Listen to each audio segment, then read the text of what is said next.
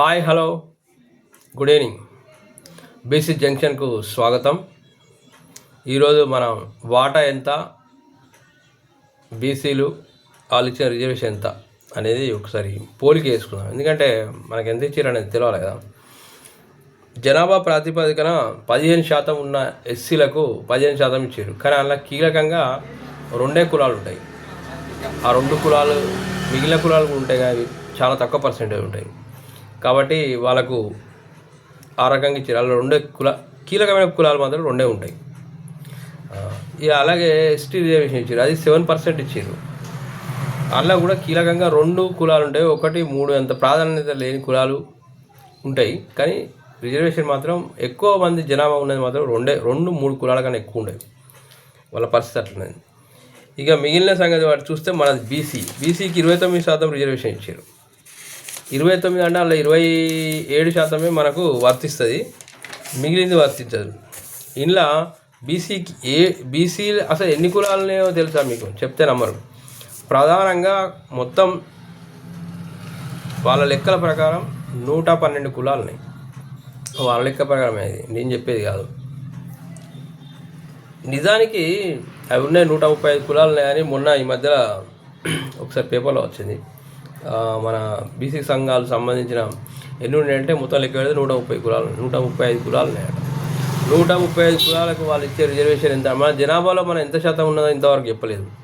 ఎంత పర్సెంటేజ్ అనేది మనకు తెలియదు. అయితే మన పాత లెక్కల ప్రకారం, అంటే అప్పట్లో సర్వజన సమ్మె చేసిరు కదా మన అప్పటి మాజీ ముఖ్యమంత్రి గారు కల్వకుంట్ల చంద్రశేఖరరావు, అప్పుడు చేసిన లెక్కల ప్రకారం అయితే మనం 52% ఉన్నామని చెప్పి వాళ్ళు చెప్పారు. దాని ప్రకారం కూడా చాలా కులాలు ఉన్నాయి మన అలా. ఎన్ని కులాలు ఉన్నాయంటే ప్రధానంగా ముఖ్యమైన కులాలు, చాలా కీలకమైన కులాలు చాలా ఉన్నాయి.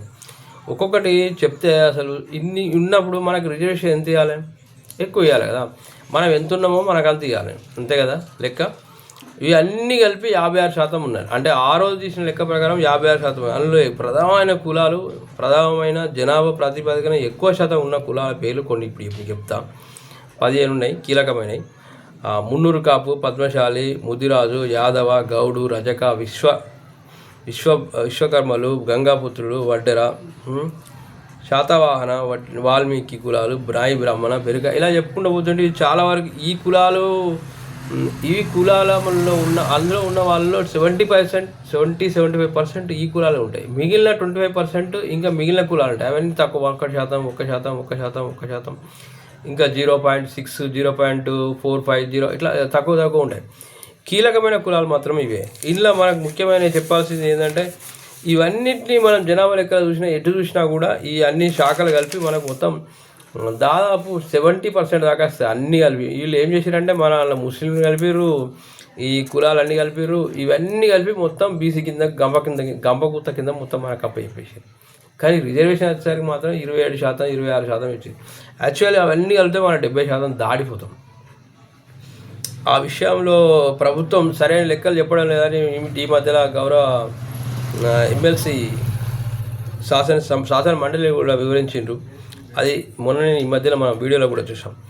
అదేవిధంగా ఏంటంటే ఇన్ని ఏళ్ళ సంధి వీళ్ళు ఏం చేస్తున్నారంటే మనకు ఇచ్చే రిజర్వేషన్ ప్రకారం ఈ రిజర్వేషన్ను జనరల్ కోటా కిందికి పంపించేసేసి, అంటే 50 దాటద్దు అని చెప్పి 50 లోపే వీళ్ళు ఉండాలని చెప్పి, ఆ రిజర్వేషన్ ఉండాలని చెప్పి మిగిలిన అన్నిటినీ 5%, 3%, 2% ఉన్న జనాభా వాళ్ళకు, అగ్రకులాలకు మొత్తం వాటిని అంటగట్టేసారు. జనరల్ అంటారు, జనరల్. ఈ జనరల్ కిందికి మొత్తం తోసేసి ఇవాళ అసెంబ్లీలో మొత్తం ఒక్క సామాజిక వర్గానికి చెందిన వాళ్ళే ఒక 40 మంది, 30 మంది ఉన్నారు. ఎంత దారుణం అంటే ఇది.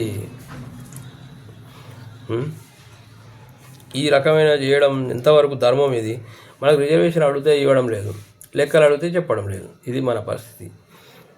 ఆ లెక్కల ప్రకారం అయితే మనకు రాష్ట్రంలో అయితే రిజర్వేషన్ 29% ఉన్నది. అందులో బీసీఏకి 7%, బీసీబీకి 10% ఉన్నాయి. అంటే అందులో కులాలను బట్టి వాళ్ళకు రిజర్వేషన్ ఇచ్చారు. ఇక బీసీసీ అయితే అది ఎందుకున్నదో అర్థం కాదు. అది